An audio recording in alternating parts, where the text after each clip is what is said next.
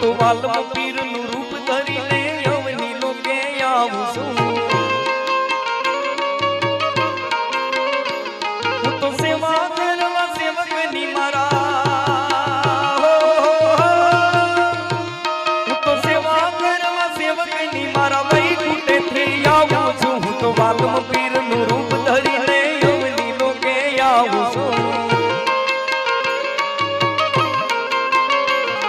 વિકારી આધારમાં 52 ગજની ધોળી ધજાયું ફરકે છે એ વિકારી આધારમાં 52 ગજની ધોળી ધજાયું ફરકે છે એવા નર નારી સમયાવી બાપાના હો એવા નર નારી સમયાવી બાપાના ચરણે શીશ નમાવે છે ધન ઘોડી ધન ભાગ કાર્ય આધાર